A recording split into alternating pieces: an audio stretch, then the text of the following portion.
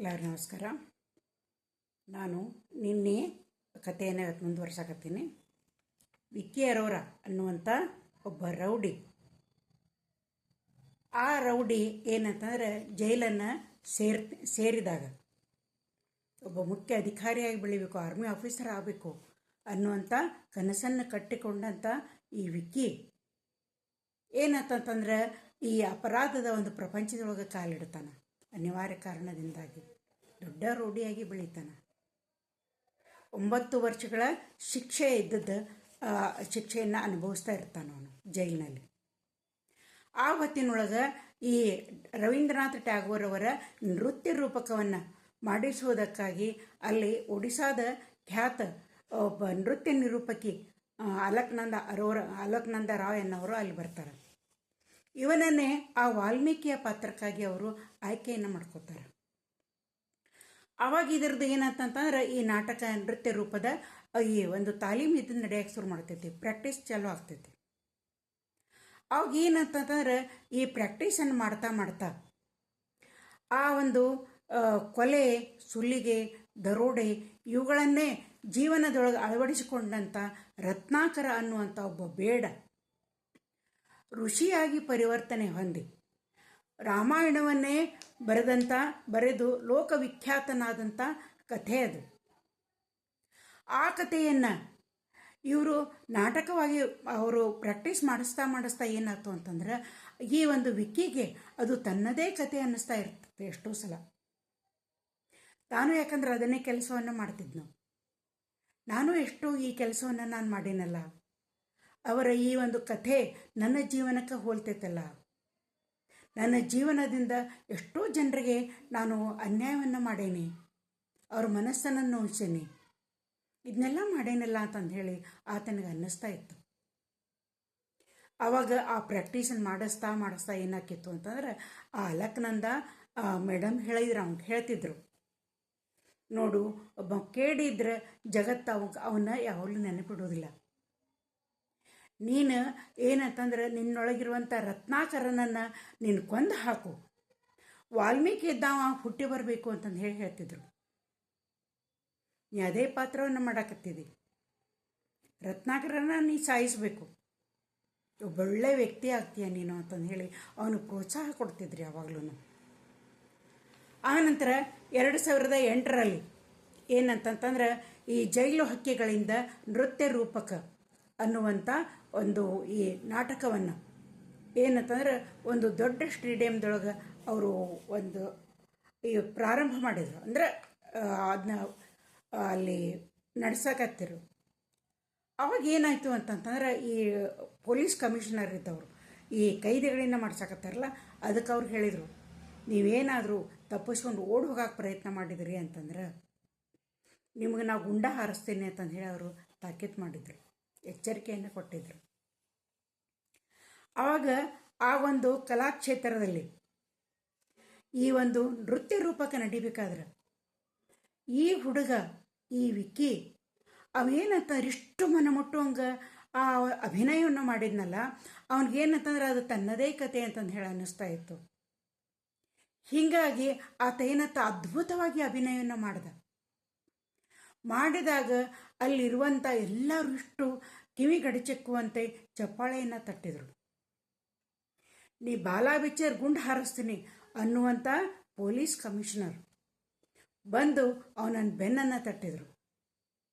ಬಹಳ ಚೆನ್ನಾಗಿ ಅಭಿನಯವನ್ನು ಮಾಡಿದೆ, ನಿನ್ನೊಳಗೆ ಒಬ್ಬ ನಾಯಕ ನಟ ಅದಾನ, ನೀನು ಜೈಲಿನಿಂದ ಹೊರಗೆ ಬಂದ ಕೂಡಲೇ ಒಬ್ಬ ಒಳ್ಳೆಯ ವ್ಯಕ್ತಿಯಾಗಿ ನೀ ಬದುಕನ್ನು ಕಟ್ಟಿಕೋ ಅಂತಂದು ಹೇಳಿ ಅವ್ರು ಹೇಳಿದರು. ಆಮೇಲೆ ಏನಾಯಿತು ಅಂತಂದ್ರೆ ಮುಂದೆ ಅವನಿಗೆ ಈ ಪಾತ್ರ ಮಾಡಿದ್ದರಿಂದ ಏನೋ ಒಳ್ಳೆಯ ದಿನಗಳಿದ್ದು ಪ್ರಾರಂಭ ಆದವು. ಅವನ ವಿರುದ್ಧ 17 ಕೇಸುಗಳೇನು ದಾಖಲಾಗಿದ್ವಲ್ಲ, ಆ ಕೇಸುಗಳಿಗೆ ಸೂಕ್ತ ಸಾಕ್ಷ್ಯಾಧಾರಗಳು ಇಲ್ಲದೆ ಏನಂತಂದ್ರೆ ಆ ಕೇಸುಗಳೆಲ್ಲನೂ ಏನಂತಂದ್ರೆ ಬಿದ್ದೋದು. ಅಲ್ಲಿವರೆಗೆ ಆತ 9 ವರ್ಷಗಳವರೆಗೆ ಜೈಲು ಶಿಕ್ಷೆಯನ್ನು ಅನುಭವಿಸಿದ್ದ. ಆ ನಂತರ ಏನಂತಂದ್ರೆ ಜೈಲಿನಿಂದ ಬಿಡುಗಡೆ ಆದ. ಆವಾಗ ಅವನ ಕಡೆ ಒಂದು ತನ್ನ ಒಂದು ಕಾಲೇಜಿನ ಮುಗಿಸಿದಂಥ ಒಂದು ಪದವಿ ಪತ್ರ ಮಾರ್ಕ್ಸ್ ಕಾರ್ಡ್ ಇತ್ತು, ಪದವಿಯನ್ನು ಮುಗಿಸಿದ್ದ ಅವನು. ಇನ್ನು ನಾನು ಬದುಕನ್ನು ಕಟ್ಟಿಕೊಳ್ಳಬೇಕು ಅಂತಂದು ಹೇಳಿ ಅವ ಏನು ಮಾಡ್ದ ಅಂತಂತಂದ್ರೆ ಈ ಜೈಲಿನಿಂದ ಹೊರಗೆ ಬಂದ.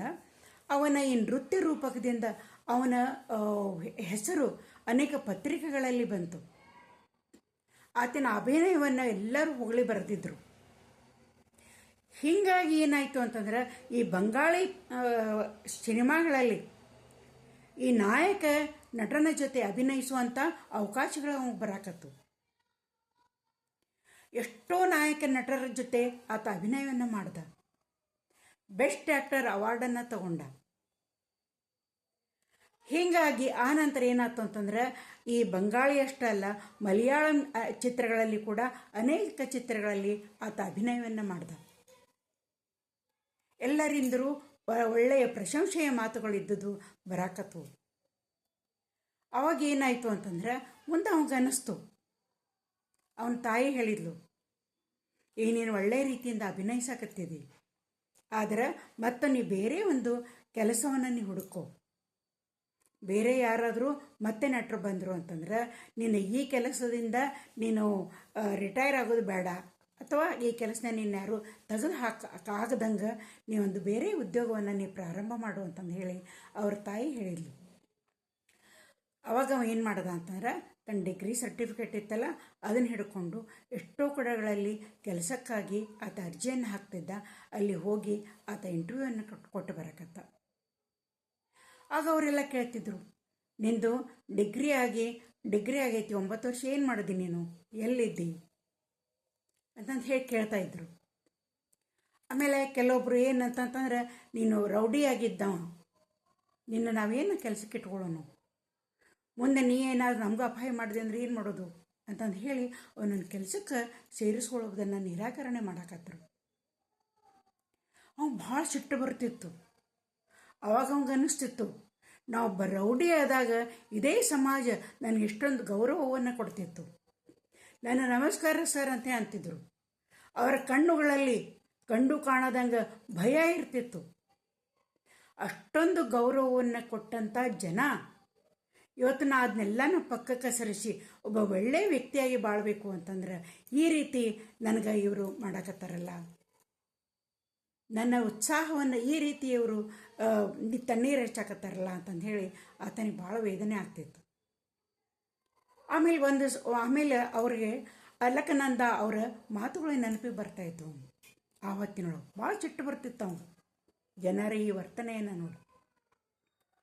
ಅವ್ರ ಮಾತುಗಳು ನೆನಪು ಬರ್ತಿತ್ತು. ಅವ್ರಿಗೊಂದು ಭಾಳ ಹಚ್ಕೊಂಡಿದ್ರು. ಏನೇ ಆಗಲಿ ನಿನ್ನಲ್ಲಿರುವಂಥ ರತ್ನಾಕರನನ್ನು ನೀನು ಕೊಂದು ಹಾಕಲೇಬೇಕು, ವಾಲ್ಮೀಕಿ ಇದ್ದ ಹುಟ್ಟಿ ಬರಲೇಬೇಕು ಅಂತಂದು ಹೇಳಿ ಅವ್ರು ಹೇಳ್ತಾಯಿದ್ರು. ಅದಕ್ಕಾಗಿ ಅವರ ಮಾತಿಗೆ ಮನ್ನಣೆಯನ್ನು ಕೊಟ್ಟು ಆತ ಏನಂತಂತಂದ್ರೆ ತನ್ನ ರೌಡಿಸಮ್ ಅಂತಂದ್ರೆಲ್ಲ ಪೂರ್ತಿ ಮರ್ತೇ ಬಿಟ್ಟಿದ್ದ ಅವನು. ಆಮೇಲೆ ಅವ ಏನು ಮಾಡ್ದ ಅಂತಂದ್ರೆ ಅನೇಕ ಕಡೆಗಳಲ್ಲಿ ಕೆಲಸಗಳನ್ನು, ಸಣ್ಣ ಪುಟ್ಟ ಕೆಲಸಗಳನ್ನು ಮಾಡಕತ್ತ. ಅವನ ಮನಸ್ಸಿನೊಳಗೊಂದು ಯೋಚನೆ ಬಂತು. ಜೈಲಿನಿಂದ ಬಿಡುಗಡೆಯಾದಂಥ ಕೈದಿಗಳು, ಅಲ್ಲಿ ಜೈಲಿನೊಳಗೆ ಹೆಚ್ಚಾಗಿ ಅನಕ್ಷರಸ್ಥರು ಇರ್ತಾರೆ ಭಾಳ ಜನ. ಆ ಕೈದಿಗಳು ಹೊರಗೆ ಬಂದ ಮೇಲೆ ನನ್ನಂಥ ಪರಿಸ್ಥಿತಿಯನ್ನೇ ಅವ್ರು ಅನುಭವಿಸ್ತಾರೆ. ಯಾರೂ ಅವ್ರಿಗೆ ಮನಪೂರ್ತಿಯಾಗಿ ಕೆಲಸವನ್ನು, ಉದ್ಯೋಗವನ್ನು ಕೊಡೋಕೆ ಒಪ್ಪೋದಿಲ್ಲ. ಅದಕ್ಕಾಗಿ ಅವ್ರ ಸಲುವಾಗಿ ನಾನೊಂದು ಒಂದು ಕೆಲಸ ಕೊಡುವಂಥ ಒಂದು ಸಂಸ್ಥೆಯನ್ನು ಯಾಕೆ ನಾನು ಪ್ರಾರಂಭ ಮಾಡಬಾರ್ದು ಅನ್ನುವಂಥ ಯೋಚನೆ ಅವಾಗ ಬರಾಕತ್ತಿತ್ತು. ಆವಾಗ ಅವ ಏನು ಮಾಡ್ದ ಅಂತಂದ್ರೆ ಈ ಅನಕ್ಷರಸ್ಥರು ಯಾವ ಕೆಲಸವನ್ನು ಮಾಡೋರು, ಹೌಸ್ ಕೀಪಿಂಗ್ ಕೆಲಸ, ಸೆಕ್ಯೂರಿಟಿ ಗಾರ್ಡ್, ಇಂಥ ಕೆಲಸವನ್ನು ಅವ್ರು ಮಾಡೋಕ್ಕೆ ಸಾಧ್ಯ ಐತಿ ಅನ್ನುವಂಥ ಒಂದು ಸತ್ಯವನ್ನು ಅವ ತಿಳ್ಕೊಂಡಿದ್ದ. ಅದಕ್ಕೆ ಅವ ಏನು ಮಾಡ್ದ ಅಂತಂದ್ರೆ ಈ ಒಂದು ಕೋಲ್ಕತ್ತಾ ಫೆಸಿಲಿಟೀಸ್ ಮ್ಯಾನೇಜ್ಮೆಂಟ್ ಅನ್ನುವಂಥ ಒಂದು ಸಂಸ್ಥೆಯನ್ನು ಆತ ಪ್ರಾರಂಭ ಮಾಡ್ದ. ಹೌಸ್ ಕೀಪಿಂಗ್ ಮತ್ತು ಈ ಸೆಕ್ಯೂರಿಟಿ ಗಾರ್ಡ್ಗಳಿಗೆ ಕೆಲಸಗಳನ್ನು ಆತ ಏನು ಮಾಡತ್ತಂದ್ರೆ ಈ ಒಂದು ಜೈಲಿಂದ ಬಂದಂಥ ಜನರಿಗೆ ಮತ್ತು ಅತ್ಯಂತ ನಿರುದ್ಯೋಗಿಯಾಗಿ ಓಡಾಡುವಂಥ ಮಕ್ಕಳಿಗೆ ಆತ ಕೆಲಸವನ್ನು ಕೊಡುವಂಥ ಒಂದು ಕಾರ್ಯವನ್ನು ಪ್ರಾರಂಭ ಮಾಡಿದ. ಆ ನಂತರ ಹೀಗಾಗಿ ಮೊದಲು ಅವನಿಗೆ ಆ ಊರಿನಲ್ಲಿ ಭಾಳ ಕಷ್ಟ ಆಯಿತು.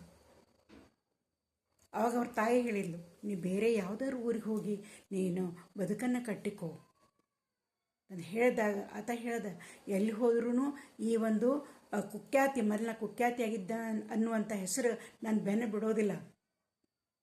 ನಾ ಎಲ್ಲಿ ಕೆಟ್ಟವನಾಗಿ ಬಾಳೇನೋ ಅಲ್ಲೇ ನಾ ಬದುಕಿ ತೋರಿಸ್ತೀನಿ ಅನ್ನುವಂಥ ಒಂದು ಛಲ ಅವನಲ್ಲಿ ಹುಟ್ಟಿಕೊಳ್ಳುತ್ತೆ. ಅದನ್ನೇ ತಾಯಿ ಹೇಳ್ದ, ನಾ ಇಲ್ಲೇ ಬದುಕ್ತೀನಿ ಅಂತಂದು ಹೇಳಿ, ಇದೇ ಊರಲ್ಲೇ ಇರ್ತೀನಿ ಅಂತೇಳಿ. ಆ ನಂತರ ಅವ ಏನಂತಂದ್ರೆ ಮುಂದೆ ಈ ಸಂಸ್ಥೆಯನ್ನು ಏನು ಮಾಡಿದ್ನಲ್ಲ, ಈ ಜನರಿಗೆ ಉದ್ಯೋಗವನ್ನು ಕೊಡಾಕತ್ತ.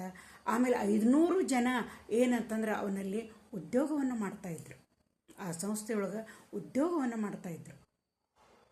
ಎಷ್ಟೋ ಜನ ಈ ಸೆಕ್ಯೂರಿಟಿ ಗಾರ್ಡ್ಗಳು ಬೆಸ್ಟ್ ಸೆಕ್ಯೂರಿಟಿ ಗಾರ್ಡ್ ಅಂತಂದು ಹೇಳಿ ಪ್ರಶಸ್ತಿಗೆ ಅವರು ಪಾತ್ರರಾದರು.